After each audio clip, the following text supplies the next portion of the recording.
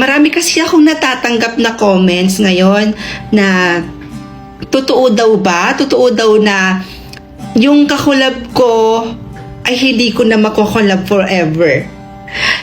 In short, totoo daw ba na nag-signing off na nga yung collaboration namin ni Kyle Silva? Or prank nga lang ba? So, bago natin sagutin yan, gusto ko munang magpasalamat sa mga taong tumangkilik, nagmahal sa amin, nanood po ng mga videos namin, nag-idolize sa amin, sumuporta po sa amin simula umpisa hanggang ngayon. Maraming salamat po sa inyo. Dahil kung hindi dahil sa inyo ay hindi nga talaga kami makikilala bilang magka-love team. Alam kong marami din dito hindi nakakakilala sa amin, pero marami din mga taong nakakakilala at tumatangkilik o nagmamahal sa amin. Sa mga nagtatanong kung ano nga ba ang naging dahilan kung bakit nag-signing off ang aming collaboration or ng love team namin dalawa. Isa lang po yung naging dahilan. At matapang ko pong sasabihin yun sa inyo. Dahil nagkagusto po talaga ako sa kanya, hindi lang bilang magkaibigan. Sumobra po talaga ako. Hindi ko po sinasadya na mahulog po yung loob ko sa kanya. Nung tinry kong sabihin sa kanya na gusto ko siya, dahil sa pagkakaibigan yung nararamdaman ko sa kanya, kasi tanga-tanga ko eh. Wrong timing ako nagsabi. Tsaka hindi ko naman iniiwasan na hindi ko ini-expect, hindi ko inaasahan na gano'n yung mararamdaman niya. Naiiwasan niya ako.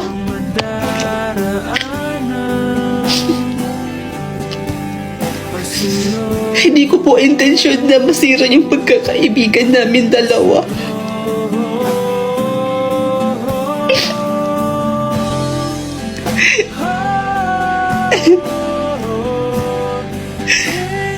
Alam niyo ba, mga mima ko,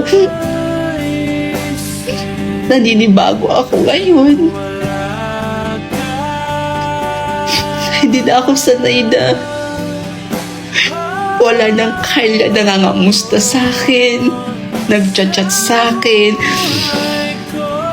Siguro kasi ang tanga-tanga ko kasi yung mga ipinapakita niya sa akin, binibig deal ko eh. Kasi may time kasi na pinaparamdam niya sa akin na mahal niya ako higit pa sa kaibigan. Para bang nagbibigay siya ng motibo sa akin na parang higit din sa kaibigan yung tinuturing niya sa akin eh. Kapag nag-uusap kami niyan sa phone, umaabot ng isang oras, 2 oras kaming nag-uusap. Sa ganun pa lang, pakiramdam ko parang sobrang importante ko sa taong yun. Parang higit na rin sa pagkakaibigan yung tinuturing sa akin, kung paano niya ako i-treat as kaibigan niya. Kaya siguro ganun. Siguro isa lang talaga yung dahilan. Nag-assume talaga ako. Kasi nung time na sinabi ko na yun sa kanya, hindi naman pala.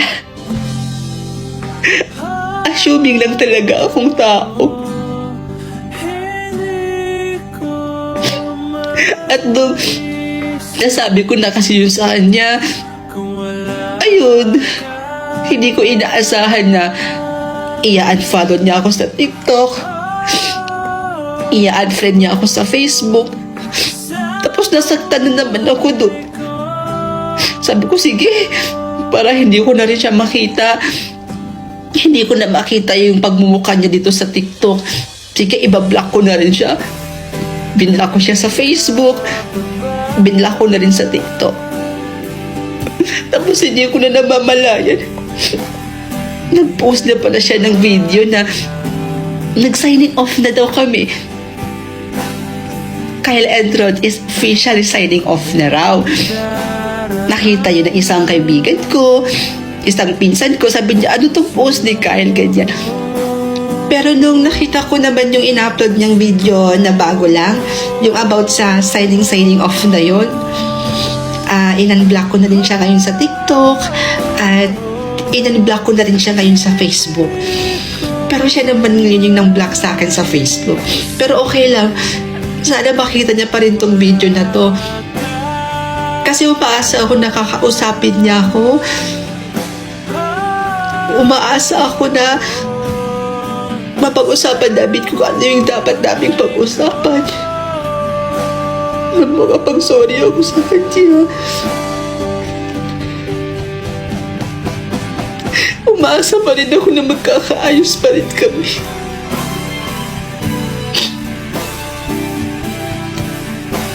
Kyle, kung nanonood ka ba ngayon, gusto ko lang sabihin sa'yo na sorry ha. Sorry kung hindi ko napigilan yung sarili ko. Hindi ko napigilan na gustuhin ka. Sorry kung nagkagusto ako sa'yo. Sorry kung sumusobra na ako. Sorry kung higit pa sa kaibigan na nararamdaman ko para sa'yo. Sorry din kasi dahil doon iniiwasan mo na ako at nasira yung pagkakaibigan natin. Sorry. Again,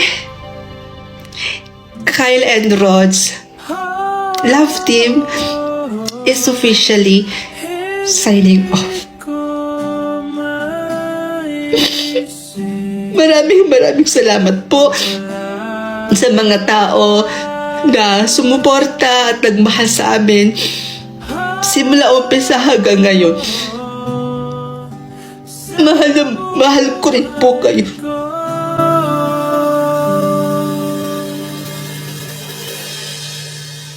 Mahal kita, kay ganda,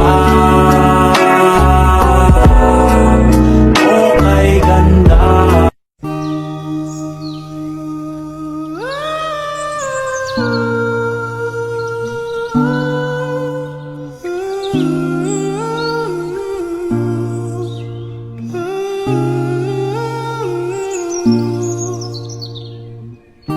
Past lives could've never hold me down. Lost love is sweeter when it's finally found. I've got that strangest feeling.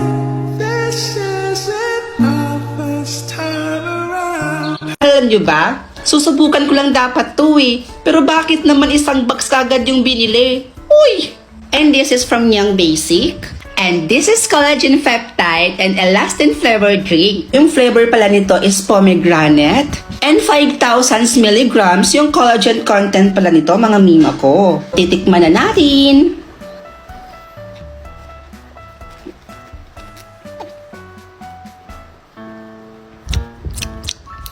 Yung lasa niya is nag-agaw yung sweetness and sourness. And para din siyang gamot.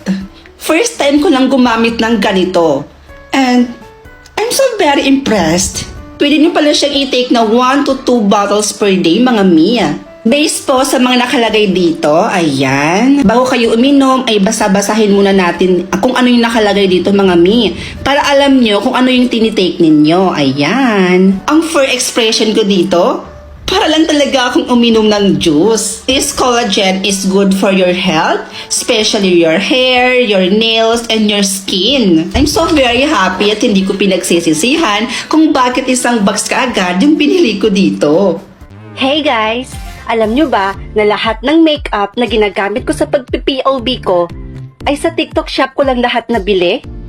Oo, tama kayo lang narinig. Ready na ba kayo guys for TikTok Shop 77 Super Sale? May pa-short video challenge tayo dyan. And pwede pa kayo manalo ng up to 20,000 pesos in shopping vouchers. Para makasali, follow these easy steps. Step 1, create and upload an original short video from now to July 8. Step 2, gamit ang TikTok Shop theme song, ipakita nyo kung gaano ka-excited sa mga nabili nyo on TikTok Shop. Step 3, follow nyo and mention TikTokShopLive.ph. Step 4, use the official hashtag TikTokShop77 Super Sale. Top 5 with the most likes, comments, and shares will win up to 20,000 pesos in shopping vouchers. Huwag na kayong magpahuli. Start creating your short videos today. But wait, habang nandyan kayo, turuan ko na rin kayo kung paano gamitin ang search function ng TikTok para mahanap ang mga favorite products nyo. Sa upper right corner, i-click ang magnifying glass tapos i-enter ang product details na gusto nyong mahanap. Get access sa lahat ng deals on TikTok Shop. Kung 77 deals naman ang hanap mo, search 77 Super Sale from July 4 to 8 para makita lahat ng exclusive deals ngayong 77 Super Sale. May no minimum spend, shipping voucher, 7 pesos super flash deals, at 777 pesos super vouchers. Plus, kaabang-abang na Madness R at Super K live session. Mag-TikTok shop na!